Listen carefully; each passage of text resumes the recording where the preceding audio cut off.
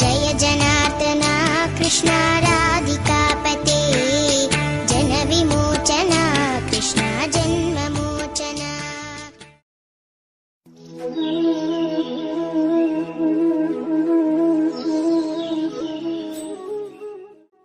பசுக்கள், அந்தணர்கள், தேவர்கள், சாதுக்கள் போன்றவர்களையும் வேதங்கள், தர்மம் போன்றவற்றையும் காப்பாற்றும் பொருட்டு பகவான் பல வகையான பிறவிகளாக அவதரிக்கின்றார். இருப்பினும் அவர் குணசம்பந்தம் அற்றவர். ஆகையால் தான் எடுக்கும் அவதாரங்களின் குணங்களில் சம்பந்தப்படுவது இல்லை. ஒரு கல்பம் என்பது 1000 சதுர் யுகங்களை கொண்டது. அது பிரம்மாவிற்கு ஒரு பகல். ஒரு கல்பம் முடிவுற்ற பொழுது பிரம்மனுக்கு உரிய இரவு தொடங்கியது. அவர் உறங்கச் சென்றார். அவர் உறங்கத் தொடங்கியதால் உலகில் பிரளயம் உண்டாயிற்று. பூமி போன்ற உலகங்கள் நீரில் மூழ்கின. பிரம்மாவின் முகத்தில் இருந்த வேதங்கள் நழுவின. உடனே அவர் அருகில் இருந்த குதிரை முகம் கொண்டவனான ஹயக்ரீவன் என்னும் அரக்கன் அதனை திருடிக் கொண்டு சென்று விட்டான். அதனை அறிந்த நாராயணன் அதை மீட்க எண்ணினார். உடனே மீன் அவதாரம் எடுத்தார். கிருதமலை என்ற நதியில் மீனாக இருந்து வந்தார். முன் கல்பத்தில் சத்தியவிரதர் என்பவர் பாண்டிய நாட்டின் மன்னராக இருந்தார். அவர் சிறந்த மகான், நாராயணனிடம் மிகுந்த பக்தி உடையவர். அவர் தண்ணீரை தவிர வேறொன்றையும் புசிக்காமல் கடுமையாக தவமியற்றி வந்தார். ஒரு சமயம் அவர் கிருதமாலா என்ற நதிக்கு சென்று அந்நதியில் தர்ப்பணம் செய்து கொண்டு இருந்தார். பகவானுக்கு அஞ்சலி செய்வதற்காக தண்ணீரை கையில் எடுத்தார். அப்பொழுது அவர் கை ஜலத்தில் ஒரு சிறிய மீன் காணப்பட்டது. உடனே அவர் தண்ணீருடன் மீனையும் நதியில் போட்டுவிட்டார். அப்பொழுது அந்த மீன் அரசனை பார்த்து பேசத் தொடங்கியது. ராஜரிஷியே, சக்தியற்றவர்களை காப்பாற்றுபவரே, இந்த தண்ணீரில் உள்ள என் எதிரிகளுக்கு பயந்து கொண்டு நான் உம் கையை அடைந்தேன். ஆனால் நீரோ என்னை மீண்டும் தண்ணீரில் போட்டுவிட்டீர். தண்ணீரில் உள்ள பெரிய மீன்கள் என்னை தின்றுவிடும். ஆகவே என்னை தண்ணீரில் விட வேண்டாம், என்னை காப்பாற்றும் என்று கூறியது. தனக்கு அருள் செய்யும் பொருட்டு பகவான் மீனாக அவதாரம் செய்துள்ளார் என்பதை அறியாத சத்தியவிரதர் அம்மீனை காப்பாற்ற எண்ணி அதனை எடுத்து தன் கமண்டலத்தினுள் போட்டுக்கொண்டார். கமண்டலத்தை எடுத்துக்கொண்டு தன் ஆசிரமத்திற்கு சென்றார். இரவு முழுவதும் அந்த மீன் கமண்டலத்தினுள் இருந்தது. அதற்குள் அந்த மீன் வளர்ந்து கமண்டலம் முழுவதும் வியாபித்து இருந்தது.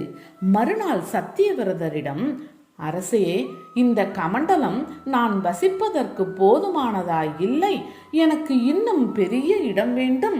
எனவே என்னை கொண்டு சென்று பெரிய இடத்தில் விட்டுவிடுங்கள் என்று கூறியது. அதை கேட்ட சத்தியவிரதர் உடனே அம்மீனை எடுத்து பெரிய பாத்திரம் ஒன்றில் போட்டார். தண்ணீர் நிறைந்த அப்பாத்திரத்திலும் சற்று நேரத்தில் அம்மீன் வளர்ந்து பெரியதானது. அப்பாத்திரமும் அதற்கு போதவில்லை. எனவே மீண்டும் முன்போலவே வேண்டியது. அதனுடைய வேண்டுகோளை ஏற்ற சத்தியவிரதர் அதை குளம் ஒன்றில் கொண்டு சென்று போட்டார். சற்று நேரத்தில் அந்த மீன் வளர்ந்து பெரியதானது. அந்த குளம் முழுவதும் வியாபித்தது. மீண்டும் தனக்கேற்ற இடம் வேண்டும் என்று அந்த மீன் யாசிக்கவே அதை தூக்கி கொண்டு போய் மிகுந்த நீர் நிறைந்த மடு ஒன்றில் போட்டார். மடுவில் மேலும் வளர்ச்சியடைந்து பெருத்த அந்த மீன் மடு முழுவதும் வியாபித்தது. அப்பொழுது சத்தியவிரதனை நோக்கி, அரசே, நான் வசிக்க தகுந்த அளவு இந்த மடு விசாலமானதாக இல்லை. எனக்கு ஏற்ற இடத்தில் வசிக்கும்படி செய் என்று வேண்டியது. சத்தியவிரதர் யோசித்தார். இவ்வளவு பெரிய மீனை தூக்கி கொண்டு செல்ல முடியாது. எனவே தன்னுடைய யோக பலத்தால் தூக்கிச் சென்று சமுத்திரத்தில் கொண்டு போய் சேர்த்தார். அப்பொழுது அந்த மீன் சத்தியவிரதரிடம், ஐயனே, இந்த சமுத்திரம் மிகவும் கொடுமையானது. பலமுற்ற திமிங்கிலங்கள் போன்றவை இருப்பது. அவைகள் என்னை விழுங்கிவிடும். எனவே என்னை இதில் விட வேண்டாம் என்று வேண்டியது. இதை கேட்ட சத்தியவிரதர் பெரும் ஆச்சரியம் அடைந்தார். இது சாதாரண மீன் அல்ல என்பதை உணர்ந்தார். பின்னர் அம்மீனை பார்த்து, மீனே, நீ யார்? என்னை ஏன் இவ்வாறு சோதிக்கின்றாய்? அதற்கு காரணம் என்ன? சற்று நேரத்திற்குள் உன்னுடைய சரீரம் வளர்ந்து விடுகின்றது. இந்த மாயத்தை என்னிடம் செய்ய காரணம் யாது? நான் வணங்கி போற்றும் நாராயணனே நீ என்று கருதுகின்றேன். ஏதோ காரணம் பொருட்டு மீனாக வந்துள்ளாய். அதனை கூறுக, உன்னை சரணடைகின்றேன் என்றார். உடனே அந்த மீன் புன் சிரிப்புடன் சத்தியவிரதருடன் பேசியது. சத்தியவிரதரே, உன் யூகம் சரிதான். நீ தினமும் வணங்கும் ஹரி நான் தான். இன்றைக்கு 7ஆம் நாள் பிரளயம் ஏற்படும். உலகங்கள் யாவும் நீரில் மூழ்கும். அப்பொழுது என்னால் அனுப்பப்படும் படகு ஒன்று உன்னிடம் வந்து சேரும். அது மிகவும் பெரியது. பலவிதமான மூலிகைகள், தானியங்கள் போன்றவற்றை அதில் ஏற்றிக்கொண்டு நீயும் அப்படகில் ஏறிக்கொள். சப்த ரிஷிகளும் உன்னுடன் அதில் ஏறிக்கொள்வார்கள். நீ கடலில் பயமில்லாமல் பயணம் செய். பெரிய மீன் வடிவில் இருக்கும் என்னிடம் அப்படகு வந்து சேரும்.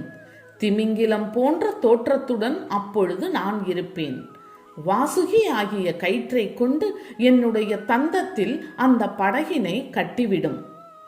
பிரளயம் முடியும் வரை நான் அப்படகில் உம்மை வைத்து காப்பாற்றுவேன் என்று கூறினார்.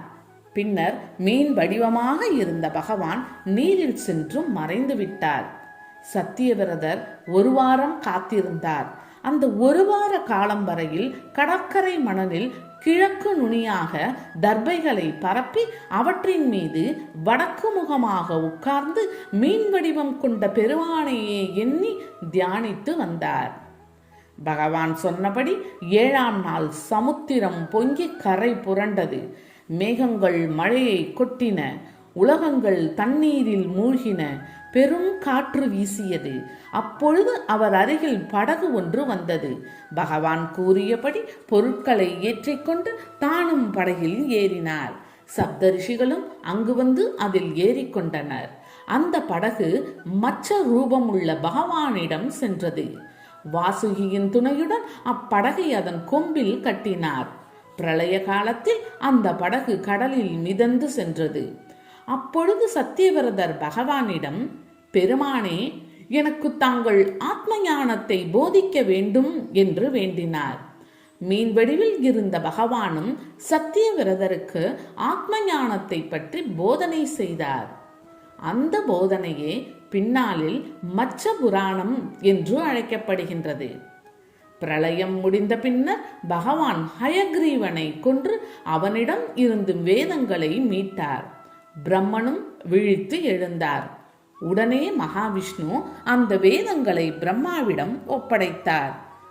மகாவிஷ்ணுவால் ஆத்ம ஞானம் உபதேசிக்கப்பட்ட அந்த சத்தியவிரதரே அடுத்த மன்வந்தரத்தில் வைவசு மனுவாக ஆனார்.